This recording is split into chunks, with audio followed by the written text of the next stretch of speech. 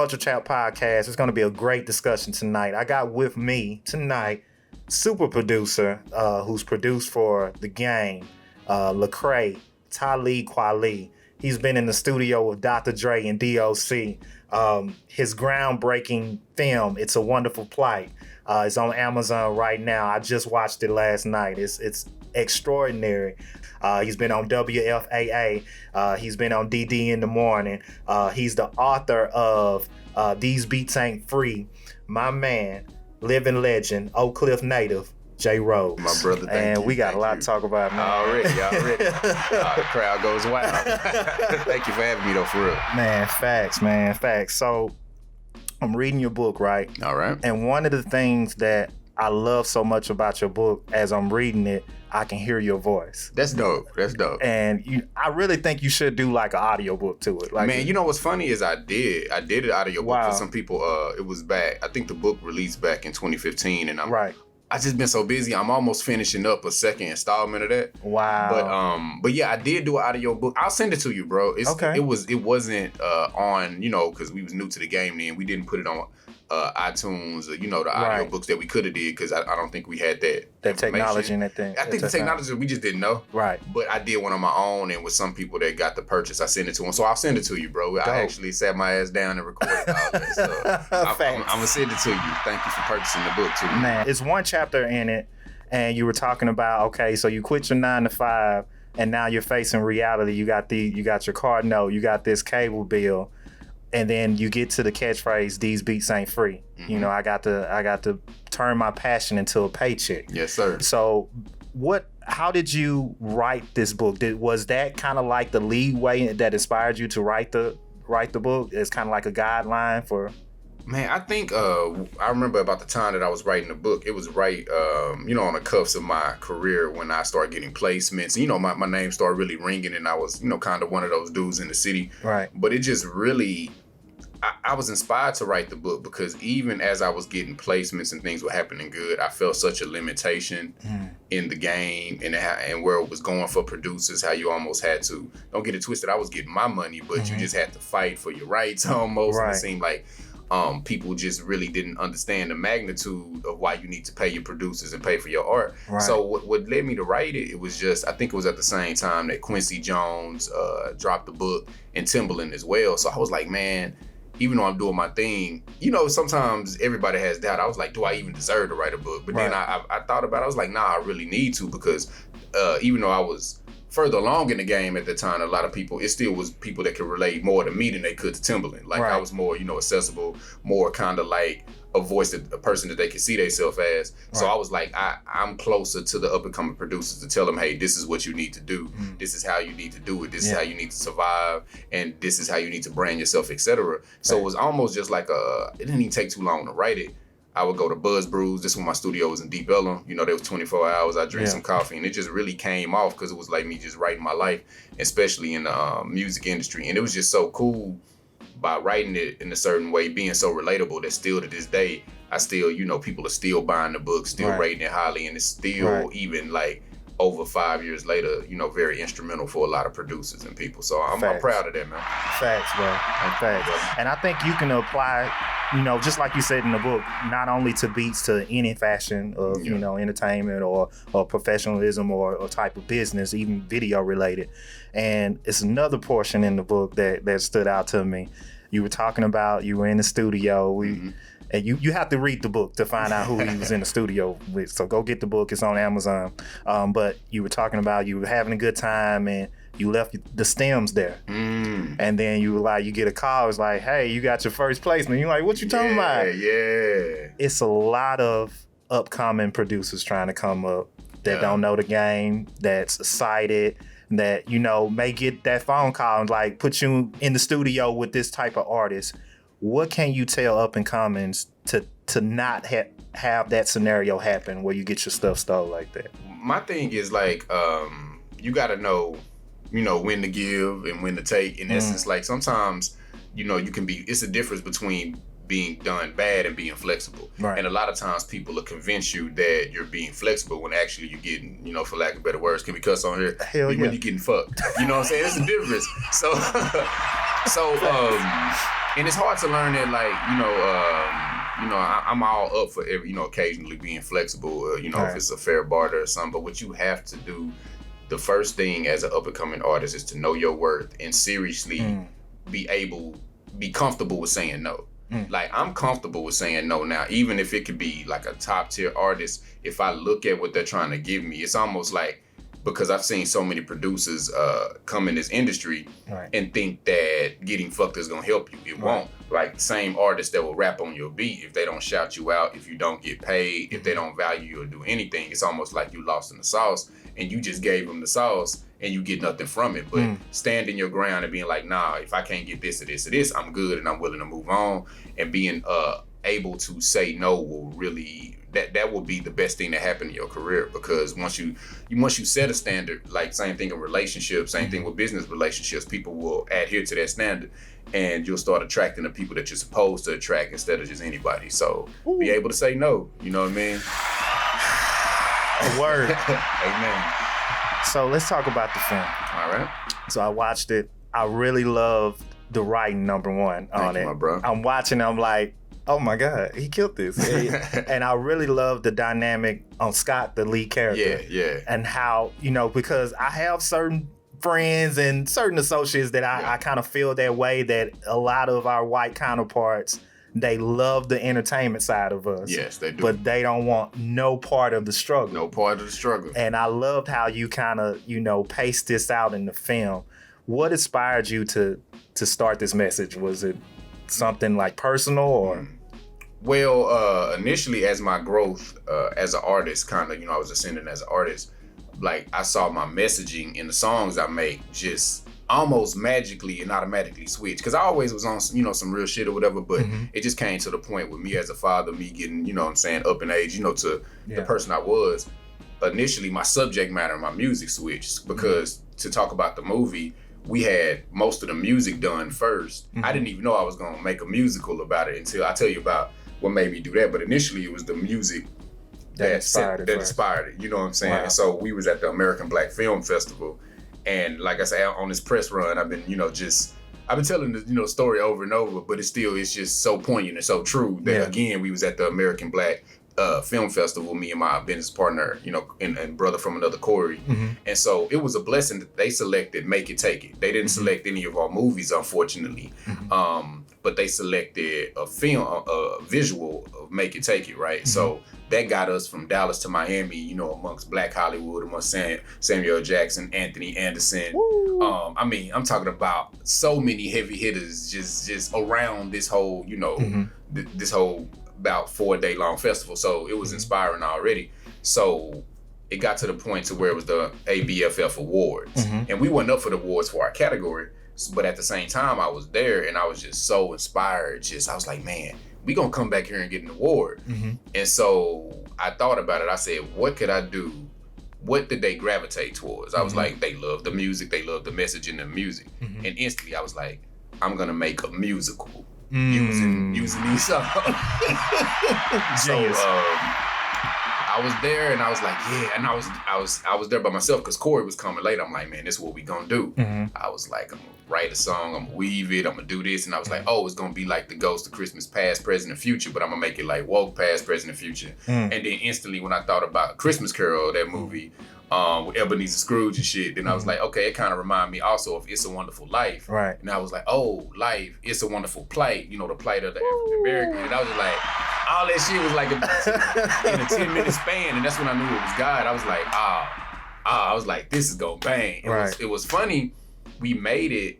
God had bigger plans for it because we made it to specifically try to get an American Black Film Festival the next year. But COVID and a lot of other restrictions. By the time the ABFF came around, we didn't even get that. But because you finished the film in 2020. Yeah, we did. Wow. We did. We finished the film in 2020, the bulk of it. And so we just started pushing it ourselves, man. And I remember Corey even coming in, we were talking, and I told him about it. That's why he my dude, because like I looked in his eyes and I was like, man, this nigga don't know what I'm talking about. But he was just like, all right, bro, in his eyes, I don't know what you're talking about now, but we gonna do it. And 2 years later, almost to the date, we figured it out. USA Today, Amazon Prime, like, hey, that was and I've been blessed to do a lot of things in my career, but this by far for me is the most fulfilling because it's like like, just to go back to how I felt as a music producer, no matter how dope your placements are, no matter what it is, if you just a producer in some sense, because, you know, like nowadays, production usually used to be you in the room with people and this, then the third, and sometimes you are, but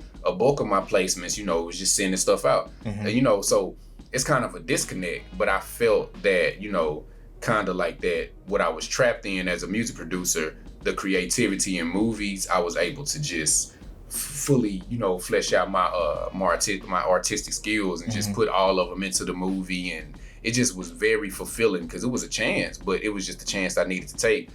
I tell people it was almost like you got a path to something, and as dope as it is, that path ends. Because as dope as I could be as a music producer, if I got all these talents, if I only did production, my path would end.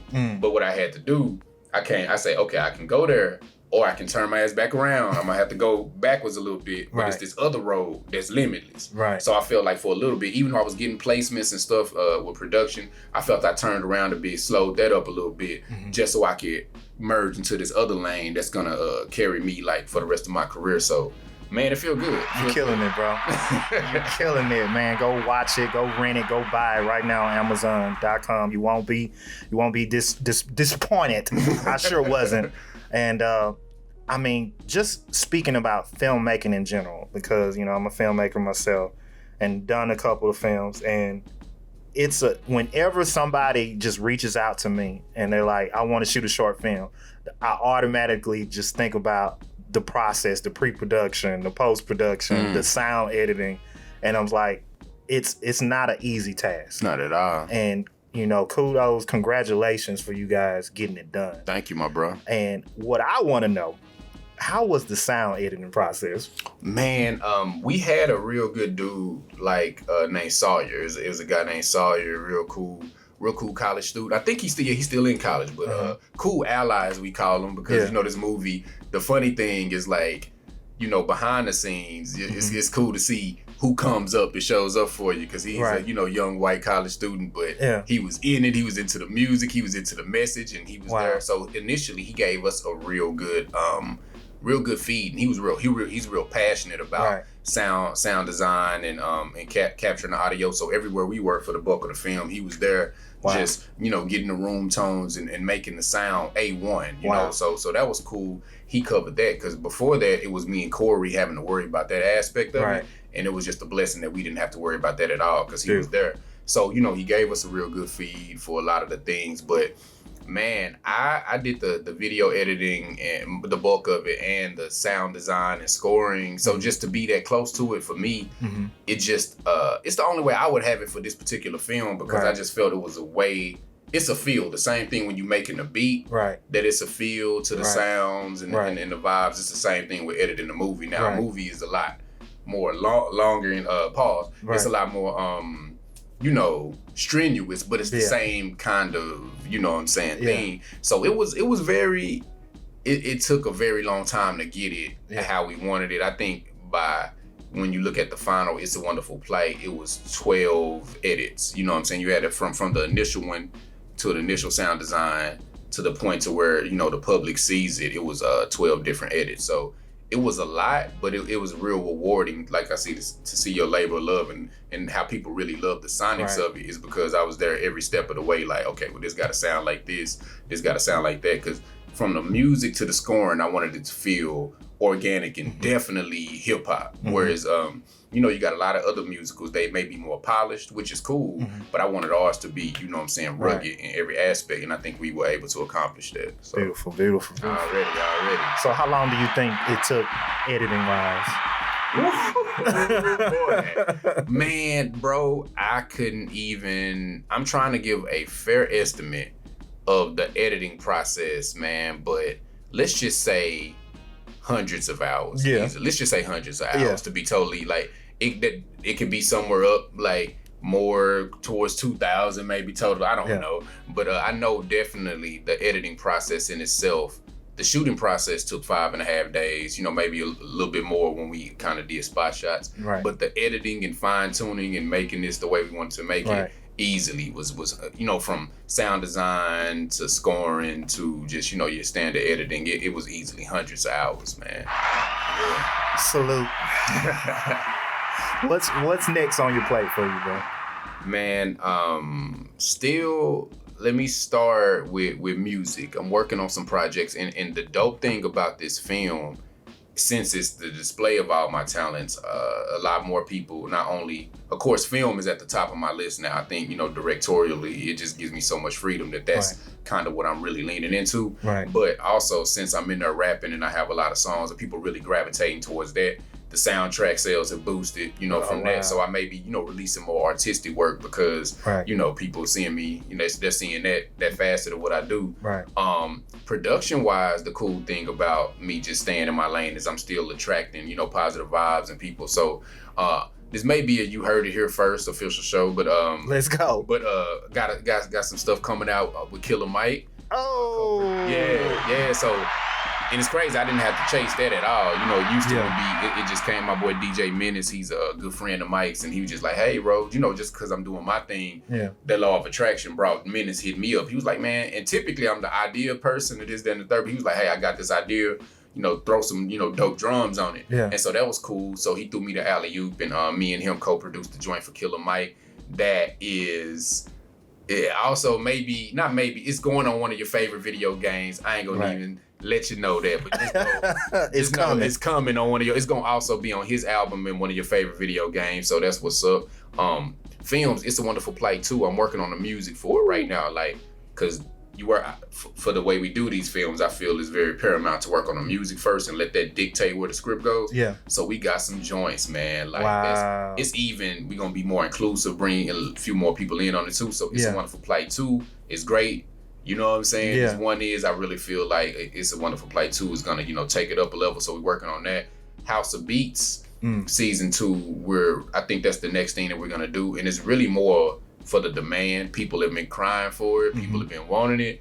So I'm gonna have to take a step back and do it just for the people. And we have such an end into the streaming platforms, etc. As soon as we do House of Beats, it's gonna be on one of your favorite streaming platforms. So I'm trying to slow myself down because my heart is telling me to work on another film, which we're gonna do. But I think I gotta double back, and it's enough people asking for It's a Wonderful Plight. Not It's a Wonderful Plight, but House of Beats, that I'm gonna do that. I'm gonna do that for the people. So that's the next thing we working on. Man, got a post-apocalyptic film called King of Dallas. I gotta show you the teaser for that. Okay. And it's so deeply rooted and deep layered that people go. It's gonna be super fire, man. Because we shot the first part of it last year when COVID first hit in Dallas, and me and Corey was like, man, we gotta shoot something because Dallas ain't gonna never look like this. Right, you know what I mean? So we got $1 million worth of footage for that, and we got some cool places. So when that comes together, it's gonna be crazy. Also working on a film series. We will be working on a film series with Mothers Against Police Brutality called Ripples. Ooh. We've been talking about this since last year, and it's gonna show the ripple effects of what police brutality does and affects the families. Because a lot of times we think that the victims are the victims, right? But at the same time, the victims who live it every day are the people that, their families and the people that was left behind and how they affected. So once we get the time, we gonna get on that. But the main thing we needed to do was get It's a Wonderful Plight out there and cooking, and it's definitely out there and cooking. So it's rolling. Else come, it's rolling. Woo! Ride this train. Man, it's crazy because a lot of, films that are successful like yours, they start off, they're like a short film. And then all it takes is the right person to see it. It's like, hey, what kind of budget you need? Let's do a feature, and then now you can expand that, what was it, 76 minutes into 150 or whatever, and man, it's a task. And, to anybody listening or watching right now, short films is no, filmmaking in general is no joke when it's done right, when it's done correctly. And this is a prime example of when it's done correctly, what can happen. Thank you, my bro. Man, Thank you. Beautiful. So for people that's been on the rock, because you kind of like the Kanye West of the South to me. Oh, already. Kanye South. Okay. Kanye South. Oak Cliff living legend. Man, you did. Vintage Rhodes. Hey. Where can people find your music? find where you at, your social medias, where can they find you? Man, the easiest place, social media wise, get at me on Instagram at J_Rhodes. I mean, even just scrolling my timeline, it's an open book from start to finish. You can see, what I've been working on and, kind of like how I conduct myself as a business person, father, etc. So Instagram is cool. If you on Facebook, Justin Rhodes, my government, you can find me, and I'm kind of doing the same things on there. TheseBeatsAin'tFree.com. My website, it's dope. It's open running. I need to update it, but still you can get a feel on stuff from there. Man, and just J Rhodes on any streaming platform for the music that I have up there, and Amazon Prime. Type in "It's a Wonderful Plight," PLIGHT, and it's gonna come up. Still, if you purchase it, you like it. It's 5-star rated now. We want to keep that. So if you dig it, comment on it. Let Amazon know how much you feeling it, and just check it out, man. You can Google me. I'm gonna come up. Praise God. Let's go. Culture Trap Podcast. We had a great one. Thank you, J Rhodes. Thank you. Tune in. Stay tuned for more. Peace.